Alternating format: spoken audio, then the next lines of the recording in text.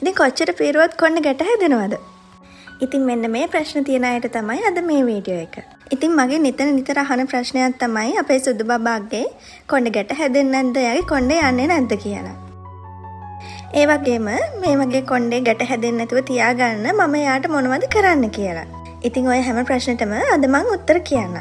අද නම් ටිකක් දිග වීඩියෝ එකක්. හැබැයි ශිෂ්‍යලා හදන අයට මේකෙන් පොඩි හරි උදව්වක් වෙයි කියලා මං හිතනවා.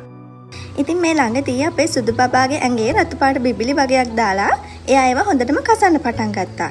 ඉතින් සුදු බබාව මම ડોක්ටර් ළඟට අරගෙන ගියාට පස්සේ කිව්වේ සුදු බබාගේ කොණ්ඩේ ටිකක් අඩු කරන්න. එයාගේ කොණ්ඩේ හරියට වේලෙන්නේ නැති වුනහම තමයි මේ වගේ බිබිලි දාන්නේ කියලා. ඉතින් ඒ නිසා මම කළේ ට්‍රිම් එකක් ගහලා ගෙදරදීම සුදු බබාගේ කසන බිබිලි තියෙන හරිය කොණ්ඩේ ටිකක් අඩු කරපු එක. මෙන්න මේ වගේ සාමාන්‍ය ට්‍රිම් එකක් තමයි ඉතින් මම ගත්තේ. ඉතින් ඒ වගේම සුදු බබා නෑවුවට පස්සේ මම එයාව වේලන්න දැන් ඩ්‍රයර් එකක් යූස් කරනවා. ඉතින් කොහොම හරි ડોක්ටර් කිව්ව විදිහට ඇඟ හරියට වේලුනේ නැති වුනහම යාළගේ කොණ්ඩේ ටිකක් දිගයිනේ. අන්න එතකොට තමයි මේ වගේ රතු පාට බිබිලි දාන්නේ. ඉතින් ඒව කසන්න ගත්තට පස්සේ මෙයාලා කරන්නේ කටින් ඒව හපන එක. නැත්තම් නිතරම කසන එක. ඉතින් මෙන්න මෙහෙම කරද්දී යාළගේ ඇඟේ දන්නේම නැතුව ගැට හැදෙනවා. එතකොට සුදු බබායි කසන්න අරගෙන තිබුණේ එයාගේ මේ කකුල් දෙක හරිය. ඉතින් මම ගෙදර ට්‍රිම් එකකින් සම්පූර්ණයෙන්ම ඒ ටික අඩු කළා. ඒ වගේම ඩ්‍රයර් එකෙන් මම එයාව නෑවුවට පස්සේ වේලුව නිසා ඉක්මනටම ඒ කසන ගතිය අඩු වුණා. ඒ වගේම බිබිලිත් නැති වෙලා ගියා. ඒ වගේම ડોක්ටර් කිව්ව තව දෙයක් තමයි එයාලගේ ඇඟේ හැට පේන්නේ නැති සත්තු ඉන්න පුළුවන්ලු. එහෙම වුණාම එයාලව ඉතින් කසන්න ගන්නවලු.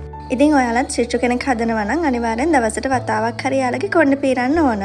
එහෙම නැති වුණොත් තමයි එයාලගේ ඇඟේ ගැට හැදෙන්නේ.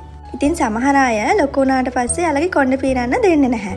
ඒක නිසා හොඳම දේ තමයි එයාලා පොඩි කාලෙදිම කොණ්ඩේ පීරන්න එයාලගේ පනාවට හුරු කරගන්න එක.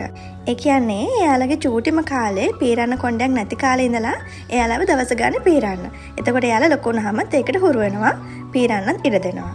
ඉතින් මම අපේ සුදු බබාගේ කොණ්ඩේ ගොඩාක්ම දිගට නම් වවලා නැහැ. හැබැයි මෙන්න මේ ගානට දිගට තියෙනකොට මම එයාගේ කොණ්ඩේ දවසට දෙවතාවක්වත් පීරනවා. ඉතින් ඒ වගේම සුදු බබාගේ ඇඟේ උඩ කොණ්ඩේ විතරයි මේ වගේ දිගට තියෙන්නේ. මම එයාගේ බඩේ කොණ්ඩේ සම්පූර්ණයෙන්ම කොට වෙන්නම අයින් කරලා තියෙන්නේ. මොකද එතකොට එයාට රස්නේ අඩුයිනේ.